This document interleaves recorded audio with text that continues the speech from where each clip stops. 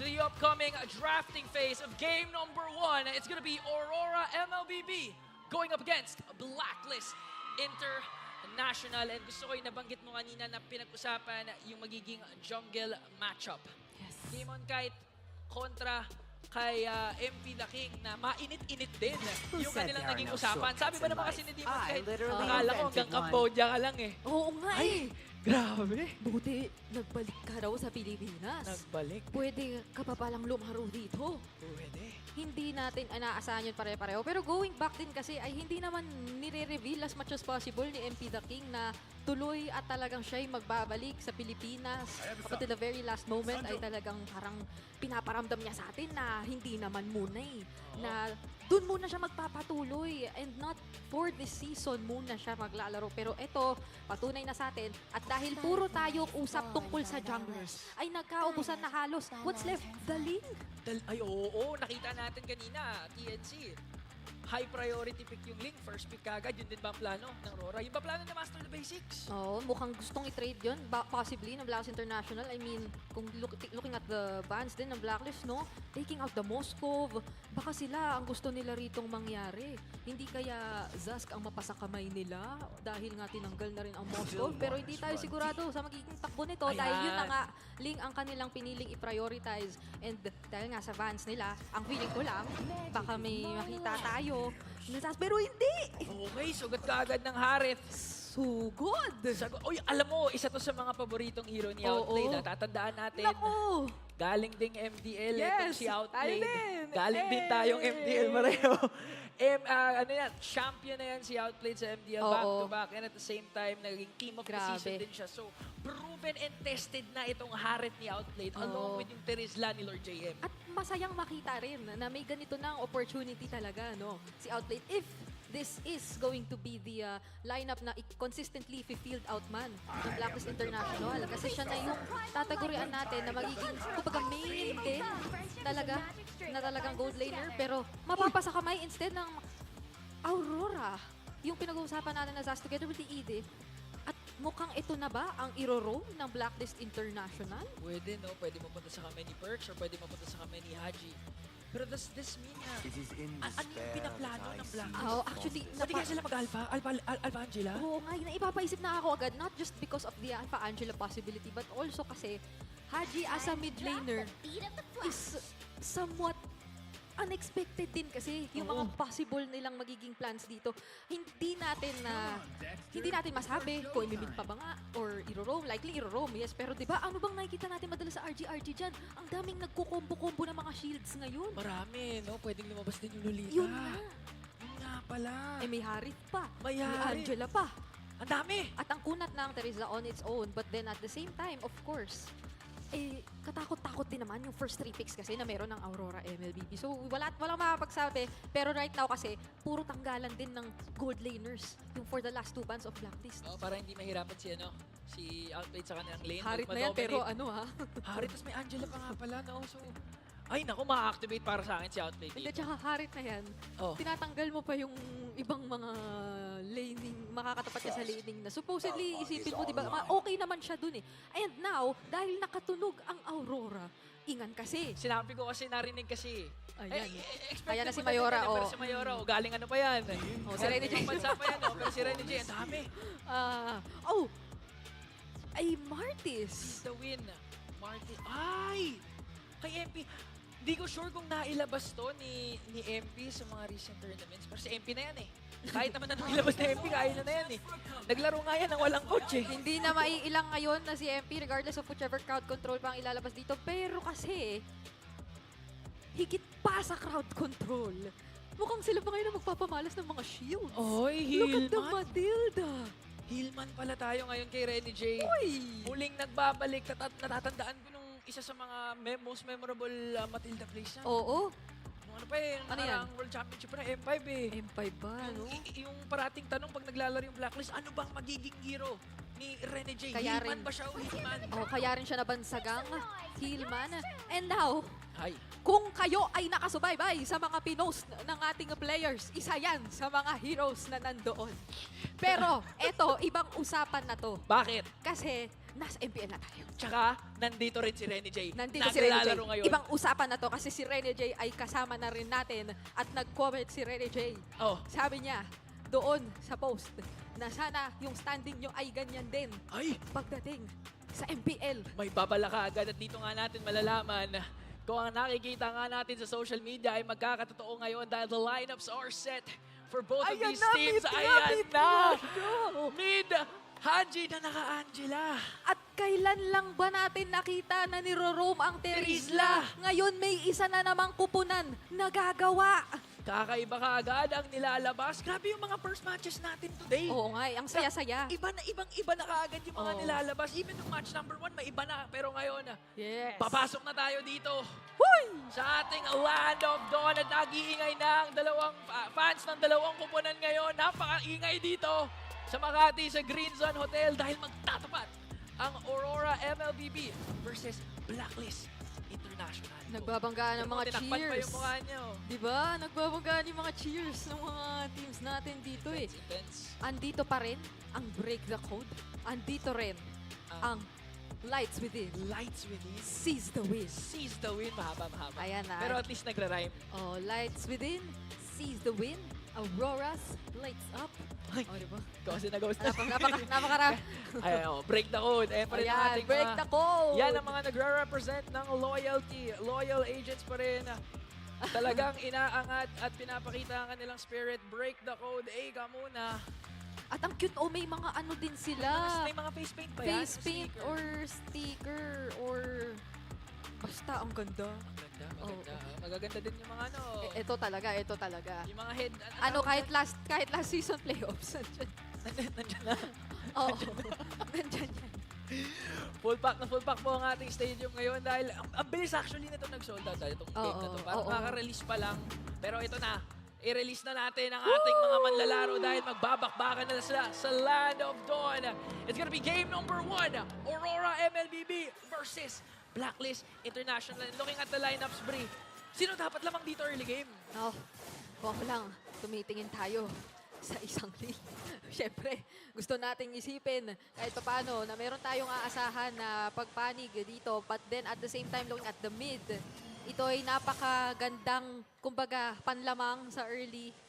Nasa side din ng Blacklist ang Angela at ang Terizla. Ay, oh. Napakasakit nung dalawang yan magsanib puwersa sa mid lane ngayon. Makikita mo kahit may mga mailapag na nightmare spawn dito. Basta't mahampas ng maso, mapoke lang dito. At yung Angela na to, by the way, yung noong nakaraang season man ay nakita din natin na aggressive Angela na naka-impure rage at Oo. possibly, hindi mo Yung alam. mga fumiflaker pa paharap, no? Oo. Si Haji na yan the KDA machine, talagang minamama niya sa early game dito si Yu. Nakita natin sa Keys to Victory that very crucial ang magiging performance dito ng trio mid, pati na rin ang pag-rotate ng ating mga junglers dito.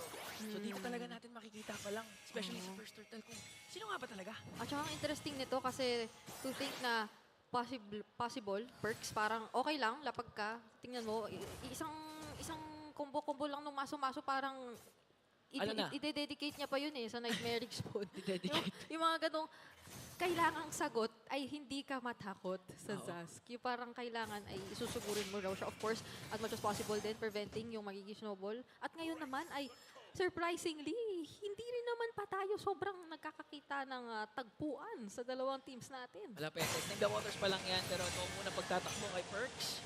Nabibigyan na bago mag-turtle, so this is really crucial for them. Pero ito ang gusto ko din makita is yung performance ni Outplay kasi we rarely Yes. see him sa MPL, although naka-line up na siya before with Liquid Echo. But this time, may chance na kasi siya mag-shine Oy! Binabawian, Flicker muna para kay Perks at malaking bagay yun ngayon for Aurora MLBB as Lord JM Doe. Sabi niya kailangan may kapalit na flicker din para kay Rene J. Para quits lang. Quits lang ang habol natin dito. Hindi naman pwede maglaro ng MLBB nang walang trade Oo. Kailangan meron. Di ba? May 3 umalis, may 2 natira. Parang ganun lang. At hindi naman nagsimula ang turtle basta-basta. Oo.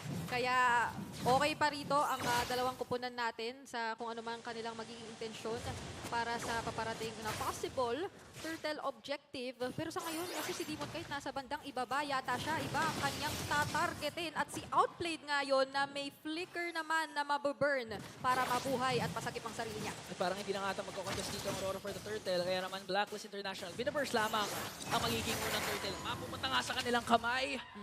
Hahanap sana ng trade dito ang Aurora, pero unfortunately, nakatakas si Outplayed. Oo, naipanalo ngayon ng Blacklist International yung trades. After successfully rin makabuhay naman ni Outplayed doon sa bandang ilalim. So, crucial din talaga sa mga ganitong punto. Basta walang impormasyon, hindi ka maglalalim gaano. Eh, nakikita mo naman, ano bang mga kadalasan natin na sasaksihan? Talagang mga XP lanes ngayon, XP game, yung pinaka-pinupuntirya din ng rotation kadalasan. Tsaka yung mga dive din talaga, no? The Edith, yung ano pa, yung Mayoyo, nakakalimutan ko. Si Sisi kasi, pero ito baka magsisi dito yung Aurora dahil pinupunta lang kasi ng Blacklist. Sino una mag-setup dito? Si Perch may ulti pa, so pwedeng Grabe. ingasa. That's so much space created, pero hindi pa rin naman makaka-energy shields ngayon si Outplayed. Maganda naging pagkakaantabay doon ni The Healman, ni Rene J. Para maantabayanan din dito si Doming. Naka-Bruno at isa rin to sa, hindi lang tayo nagtatapos sa surpresang binibigay sa atin ng Blacklist sa Teresa Rome, sa Angela Mid. Ito ring pagbabalik ng Bruno ni Doming na pinaninindigan ng Aurora. Oo, tsaka kasi nung sa draft talagang pinuruhan yung gold lane matchup eh. Binigay nila kay Outplayed yung Harit at making sure na madadalihan siya sa lane. Pero so far, so good pa rin naman kay Doming. And ito yung mga hero na hindi mo pwedeng iwan basta-basta lang. Like the Moscow. Kasi kung hindi, magtatrabaho lang yan eh. Pagtutulak lang yan, mamaya wala ka lang tore pag hindi mo pinagsintusan yung Bruno eh. Oh, medyo ramdam mo nga na even for Aurora, may priority sila onto Doming, onto doon sa kanilang nagiging gold lane. Kaya doon yung naging first rotation earlier. Pero sa ngayon ay talagang napakaingat. Yun lang ang masasabi ko. Napakaingat nung dalawa nating kupunan. Wala masyadong nag-overextend. Wala masyadong kumbaga lumalalim. At tansyahan lang kung tansyahan. Kaya naman excited na tayo para dito sa ating magiging possible turtle fight na sinimulan na nga with the guiding wind used by Rene J. Alam mo si MP, gigil na yan eh. Pinduta yan eh. Nakaano pa naman siya. Naka-Martis pa naman siya. So gusto niya talaga ma-utilize yung early game power spike niya. Pero na, second turtle na up for grabs. Dalawang kupunan natin. Nandito pa rin naman. Oo. Kung may pwesto pa. At unti-unting naghahanap ng buwelo. Blacklist International and Aurora MLBB. Pero sa ngayon ay mukhang ang Aurora ang medyo na-poke. Ginamitan na rin ang curtain call. Ngayon ay napawasan. Sina Edward and Rene J. Sinapian na rin si Lord JM. At ngayon under the turret, ida-dive pa nga. Pero grabe naman yun. Lahat para sa turtle objective na mapapasa kamay ni MP The King. Hinarapan ni Haji tsaka ni Lord JM yung tatlong members doon ng Aurora. Ensuring na hindi makakagawa ng play doon. Pero sabi kasi ni Demon Kite, sige, alam na namin lamang kayo sa mga clashes. Alam na namin lamang kayo sa early game. Try namin as much as possible i-extend yung laro na ito by split pushing. At yun yung ginagawa ni Demon Kite all throughout. Grabe dito yung ginagawa ng dalawang teams natin. Wala pa rin tayong kills. Wala pa. Hanggang ngayon, ay sobrang kalkulado lang. Focus lang sa kung ano mang trades in terms of objectives. Ang pwedeng kuhain, talaga na magkabila ang kupunan natin sa sarili kills whatsoever. Kaya naman ngayon ay wala pa tayong halos na play-by-play. Oo, tama. Wala pa tayong naisisigaw. Wala pa eh. Pati yung mga fans dito tumahimik. Oo, parang nakaabang lang tayong lahat sa ngayon. Pero huwag kayong mag-alala dahil habang pinatatagal nila ang aksyon, mas magiging intense yun kapag ka nagkaroon. Oo. Kumbaga, bawat clash na mangyayari yun. Siguradong may purpose. Pero ito nga pinangyayari ngayon sa top lane. Speaking of, mukhang nagsimula na nga. Kaso out ulit. Ayaw namin. No action. eh. Sabi ni Outplayed, no. Ayoko. Matagal ako naghintay para mapunta sa akin yung spotlight. Ayokong mamatay. Oo, Zaman Force ako dito. Tatakutin ko muna kayo. Oo, ang Haji, sanib. bilis lang. Respo, sanib. Oo. Tapos may penalty zone. Tapos sa Aurora naman, pag medyo sumasobra sila o lumalalim, guiding in out ni Rene J. Grabe dito. Ang daming back. Kulang ng pangsugod. Actually, ang dami nilang ways dito para hindi maipag-commit yung kalaban.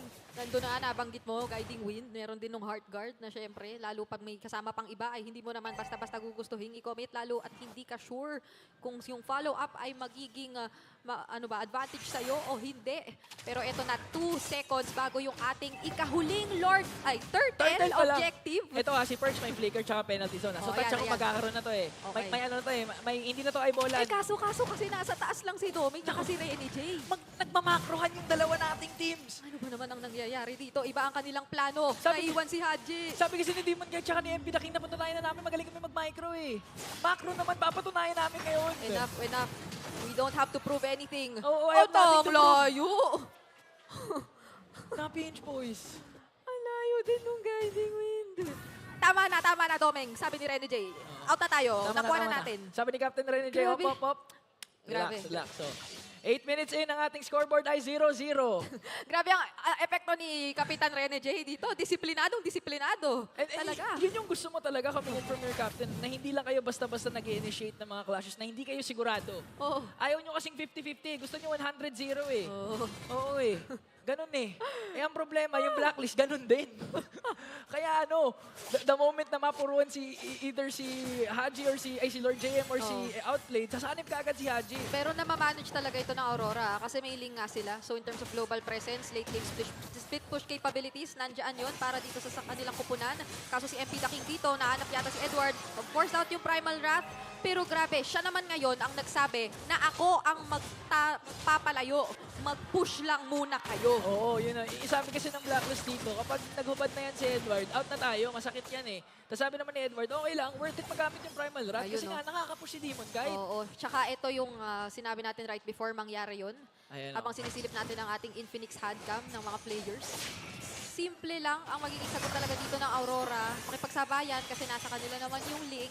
Kaya hindi natin gaano ramdam yung nagiging advantage din dito ng Blacklist International kontra sa Aurora. Kasi napapantayan lang din nila yung trades. Tingnan mo Grabe. naman, yung mga tore na napatumba, equal lang. Pantay na pantay. Kumbaga, kung ikukumpara mo sa basketball, mag-iisang quarter na, wala pa rin pupuntos. 0-0 pa rin score. What in the macro is this? Pero ang dami. Pero ito yung walang clash pero nagta-translate yung mga Oo. ginagawa nila. May mga objectives na nakukuha. Oo. May mga torres na nabe-breakdown. Ang problema lang, walang napipitas. Style, Oo. match made in heaven to eh. I know you, you know me eh.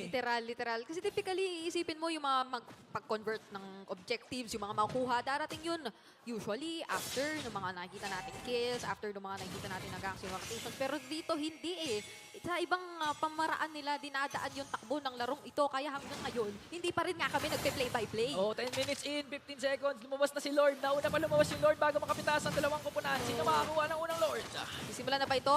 Ito na ba ang laban ng kauna-unahang casualty? Yung first blood ay maririnig ba natin after 10 minutes of watching MLBB? Sa mga nanonood dyan, i-comment nyo ano mo una, Lord Slain o First Blood? Oo, kayo na ang bahala. Kasi kahit kami, hindi na kami sigurado. Pero Lord JM, ginamit na kayong curtain call. Naiwasan naman yung penalty zone. Si First ay mapaparusahan yata dito. At siya na nga yata yung tataguri ang first blood. Hindi pa rin. Kaso nandun si Demon Guy with the finish. At ngayon, makakuha yata ng advantage ngayon ng Aurora. Sumusugod na Yue with another kill onto MP The King. At ngayon ay may malinaw na advantage na ang Aurora MLBB. Ngayon, kukuha muna dito si Demon Guy ng kanyang purple buff, then transition to the Lord.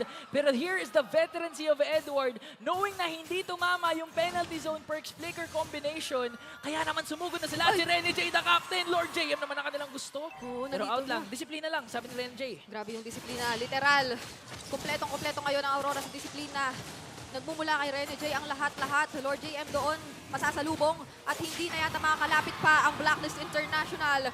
Aurora MLBB secures the first Lord. At nakakuha na nga tayo ng action Jackson sa ating primetime MLBB night. Dahil Aurora secures the Lord at walang nakuwang trade. Yung Blacklist International doon, again, looking back at the clash, ang ganda ng pinakita ni Edward. Oo. Talagang hinintay niya na maunang mag-setup si Perks. Ma-utilize yung penalty zone para siguradong pag siya nakasa ng Earth Shatter, wala nang pang-counter go yung Oo. Blacklist doon. It really felt na Aurora yung naghihintay. Oo. Kasi nag-commit na doon ng curtain call si Lord JM na force out na sila. Pero when hahabulin pa sana ng Blacklist International with the follow-up penalty zone, ay maski yun na-anticipate ng Aurora. Kaya naman sila ngayon ang unang makakabasag ng mga mid-lane turrets. Tuloy-tuloy na pag-convert ang kanilang nais din gawin. At katakot-takot na sitwasyon ito kasi literal na si Doming bantay sarado na ng Aurora. And 12 minutes na tayong nasa laro. Isipin mo na lang kung anong items na ang hawak niya. Marami na, ayun, kakabili lang ng ng blade armor dito ni Lord JM, pero mga burst down din naman ng Blacklist ang unang Lord. Successful defense dahil walang inhibitor turret na nakuha doon ng Aurora. But with the performance na pinapakita nila, ito yung nakakatakot. Ayun, oh. Kasi napatunayan na ng mga specific players ng Aurora na micro-wise, meron sila. Macro-wise. Pero ngayon pinapatunayan nila na macro-discipline, pati na rin chemistry, meron din sila. Oo. So yun yung nakakatakot sa team na Aurora MLBB. Ano pa kayang pwedeng ilabas nito?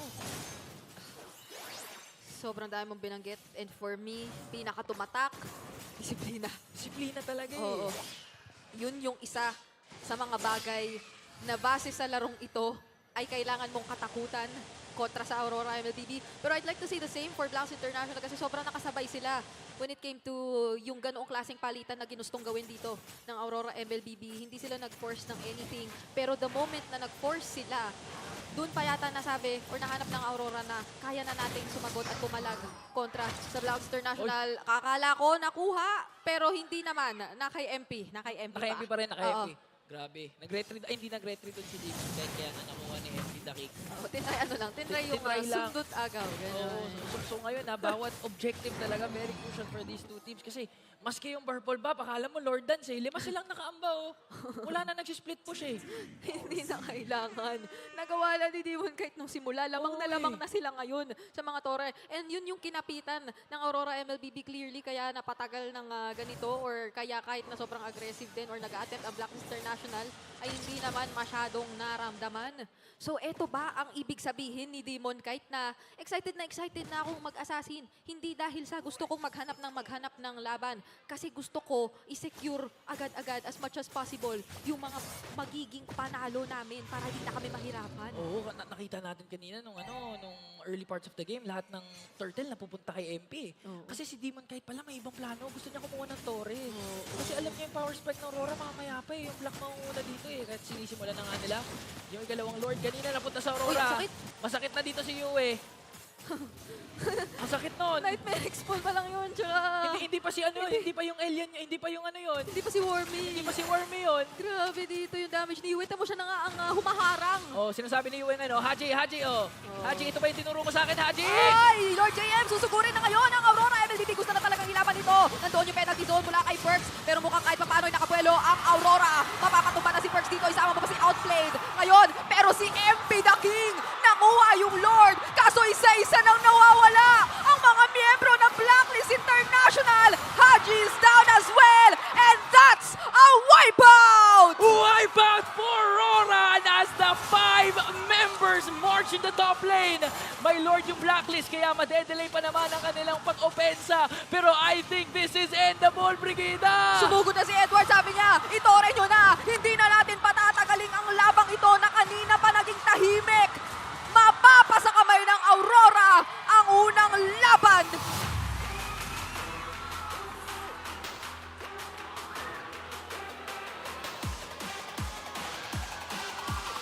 Maliwanag ang ating stadium Oo. dahil nakita ng Aurora yung ilaw.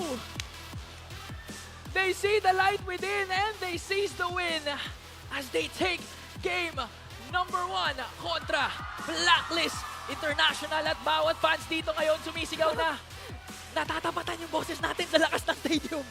Nagdiriwang na ngayon ang mga Auroras. Dahil Auroras ang pangalan ng kanilang bagong fanbase. At ngayon, ibang klase ang kanilang ipinamalas. Alam mo, pa-explain na lang natin sa ating panel kung ano nga ba talaga ang nangyari sa game number 1.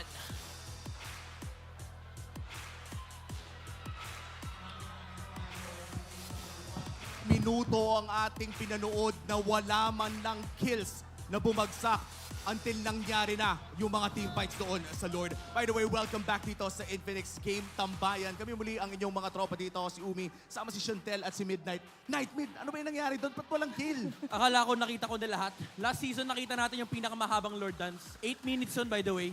Dito pinakamahabang objective dance. 9 minutes, walang kill. Nagreklamo na yung caster.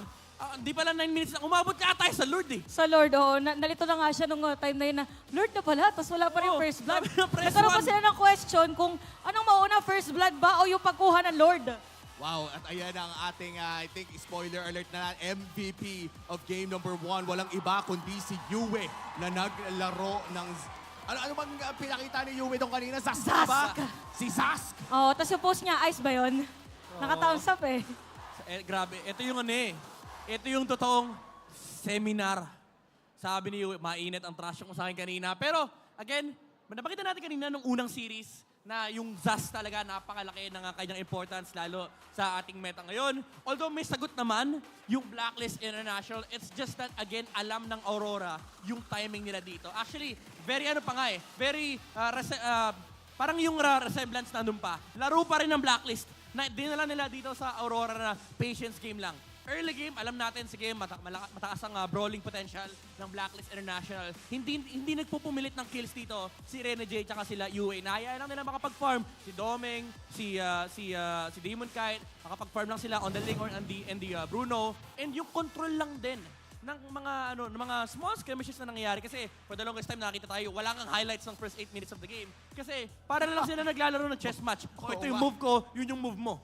Midnight na banggit mo, no, 10 minutes lagpas na pala bago natin nakita ang unang patayan na naganap sa larong ito. At kung titignan itong Lord Fight, no, kita din na parang ang tagal nagpigil ng gigil. Yep. Yun yung mga players. Oh, parang tinago talaga nila lahat ng mga skills din na pwede nilang gamitin. If I'm not mistaken, parang last time nakakita tayo ng ganitong klaseng game was Season 9, RSG vs Omega. Yun yung natapos ng game, 2 kills lang. Dito naman umabot naman tayo ng 7. Pero again, for the longest time, 2 kills lang. Yung nasa side ng Aurora. Sadyang na team wipe lang ng Aurora dito ang Blacklist International. And it goes to show na alam nila kung ano yung pinaka-main objective dito sa game na to, which is to heavily farm. Kasi yung capability ng Blacklist International, yung lineup nila, sabihin na natin, napakataas ng brawling potential.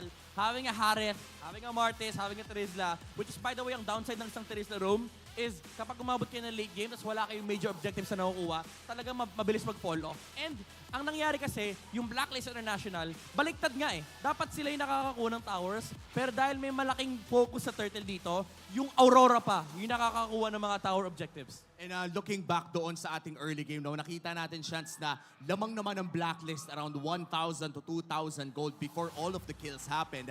Saan ba natin nakita yung simula ng pagkabaliktad ng laro for Aurora? Actually, for Aurora kasi no moment na yun, consistent naman sila on taking objective, lalo na yung ginagawa ni Demon Kite na naka-flow lagi yung minion wave lalo na sa may top lane. Although lamang yung Blacklist, yes, pero yung objectives kasi lumiliit yung mapa ng Blacklist. It came to a point na lumiit na yung mapa ni Blacklist, doon na nagkaroon ng chance si Aurora na mag-set up ng play. Yeah, very important yun kasi yung economy ng Blacklist International. Essentially, lahat ng farm nila, kinukuha din ng Aurora. So, hindi lang yun kunwari na wala ka ng 200 gold, wala kang 200 gold. Pag nawala ka ng 200 gold sa jungle mode, that's negative 400. 400 yun sa net worth ng kabila. So, may disparity pagdating sa resources na available. And ang ginagawa ng Aurora is, again, tinitrade nila. Kung nasan yung Blacklist International, dun tayo sa kabila. May point nga na kung nasaan yung, let's say, nasaan yung Turtle, si Rene J at si Domeng, may mission dun sa kabila. Sabi nila, okay, walang Martis dito for sure kasi syempre nandun sa Turtle yan. Kunin natin lahat ng towers na kaya nating kukunin doon sa window na meron sila kasi yun yung tinatawag natin mga window of opportunities. And ako gusto ko sabihin actually, very well protected dito si Domeng. And feeling ko very comfortable din si Domeng knowing na dati kakampi niya si Miles na utility support player. Ngayon si Rene J, I would say Rene J is one of the best players talaga ng Matilda kasi alam niya paano mag-zone, alam niya paano magligtas. Heavily inspired sa kanyang Matilda idol na si The Queen. And kitang-kita dito na, again, yung Aurora, alam nila paano papatakbo yung lineup nila. May pressure with the Bruno, mag-tower take ka. Kapag nag-react doon yung Blacklist International, essentially, that makes the farm for the Ling free. And nakakatuwa dito na nakikita na natin muli si Matilda at Bruno ay parang for the longest time before S14 of MPL Philippines ay pinapaniwalaan na natin na dahil sa pagbabalik ng Assassin ay baka may mga marksman na 3 na lang ang ating nakikita na kadalasan, Moskov, Roger, or even the Harith. But this time around,